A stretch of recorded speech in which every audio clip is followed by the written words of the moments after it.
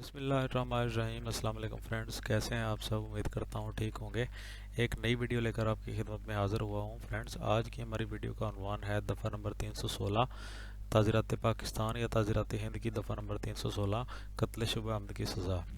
Video शुरू करने से पहले आपसे रिक्वेस्ट करूंगा कि चैनल को सब्सक्राइब कर लें और बेल के आइकन को प्रेस करके ऑल पे कर दें, और इसके अलावा कमेंट बॉक्स में जाके अपनी राय का इजहार करें, आपको वीडियोस कैसी लग रही हैं।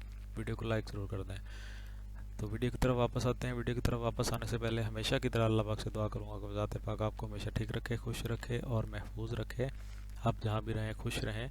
और अल्लाह पाक से ये भी दुआ करूंगा कि वो ज़ात पाक अपनी बेशुमार और लातादाद रहमत नाज़िल फरमाए हमारे प्यारे नबी रहमतुल लिल आलमीन ख़ातमुन नबिय्यीन सल्लल्लाहु अलैहि वसल्लम की ज़ात अक़दस पर।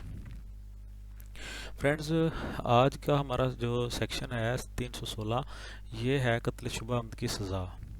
आपने 315 अगर नहीं देखी वीडियो 315 की, तो इससे पहले वाली वीडियो जो है वो लाजमी देख लें, क्योंकि उसमें इसकी डेफिनेशन है और इसके अंदर इसकी सज़ा है।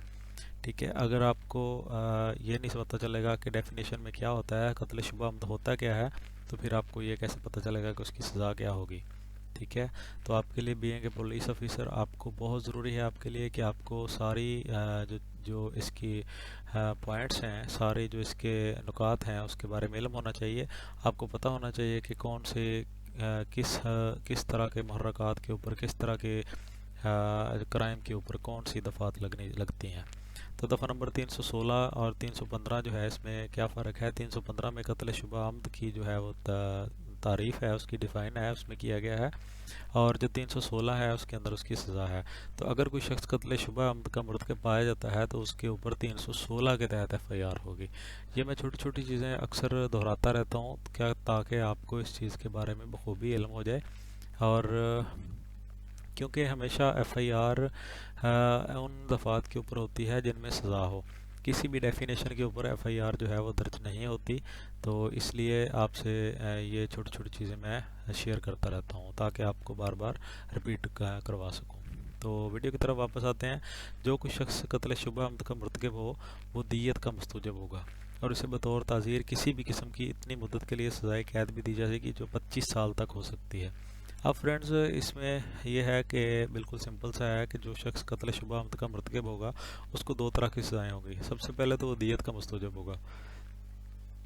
अब दियत क्या होती है, दियत की मालियत क्या होती है, ये हम दफ़ा आगे जाके पढ़ेंगे। अभी एक दो दिन बाद ये वीडियो लेकर आऊँगा तफसील से, तो इसके ऊपर मैं आपका टाइम वेस्ट नहीं करूँगा। तो ये इतना ये बता दूँ कि ये शरई सज़ा है। ठीक है, लेकिन इसको बतौर ताज़ीर भी सज़ा दी जाएगी। फ्रेंड्स, शरई सज़ा और ताज़ीरी सज़ा में फ़र्क है। तो जो हमारे इस्लामिक लॉ है उसके मुताबिक जो है वो शरई सज़ा दी जाती है, और जो दीगर ताज़ीरी जो है वो लॉ है उसके तहत जो हम पढ़ रहे हैं उसके तहत अलग सज़ा दी जाती है। तो दियत का सबसे पहले उसको दियत उसके ऊपर लागू होगी, और उसके अलावा ताज़ीर की सज़ा होगी। ताज़ीर की सज़ा क्या हो सकती है? उसको सज़ाए कैद भी हो सकती है जिसकी मियाद 25 साल तक हो सकती है। ठीक है फ्रेंड्स, मतलब कहने का मकसद ये है कि जो शख्स कत्ल शुबा अमद का मुस्तौजब हो जाएगा, मुर्तकब हो जाएगा, उसके ऊपर दियत भी लागू होगी, और उसको ताज़ीर में अगर सज़ा दी जाएगी तो उसकी सज़ा उम्र कैद होगी या 25 साल होगी। 25 साल को उम्र कैद भी बोल देते हैं। ठीक है फ्रेंड्स, तो नई वीडियो के साथ फ्रेंड्स दोबारा मिलेंगे। तब तक के लिए इजाज़त दीजिए, दुआ में याद रखिएगा, चैनल को सब्सक्राइब कर लें। अल्लाह हाफ़िज़।